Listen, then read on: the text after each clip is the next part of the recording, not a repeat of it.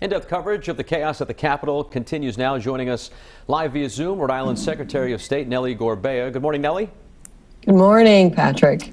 Wanted to get another response to a tweet that you sent out right around the time that this all started on Capitol Hill yesterday, that you said President Trump's lies and disinformation on our election have fueled this attack on our democracy. Would you expand on that? Yeah, as Secretary of State, I'm on the front lines of defending our democracy, and I work with Democrats and Republicans at all the different levels of government. We work with law enforcement, we work with election officials in every single one of our communities.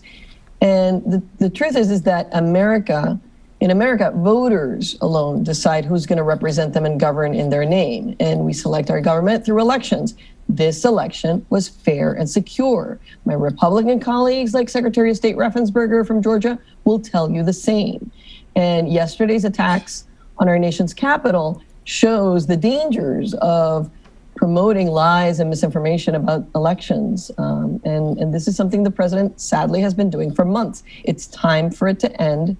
The election, thankfully, is over, and all the states have certified the results. And speaking of that, Secretary Gorbea, as you're watching the situation overnight, I'm not sure if you were actually watching it live, but everything was certified at about 3:40 this morning. But up until that point, your job as Secretary of State is to preserve the integrity of the election all the way up until the very end. So your thoughts as things were still unfolding into the early morning hours? Yesterday was horrific, but it proved in the end that our democracy works and that we will have an orderly transfer of power, which is critical to the health and well-being of our country. So while I was saddened and by the loss of life, by the turmoil from yesterday, I remained hopeful that democracy would prevail, that the voters would prevail, that the will of the voters would prevail.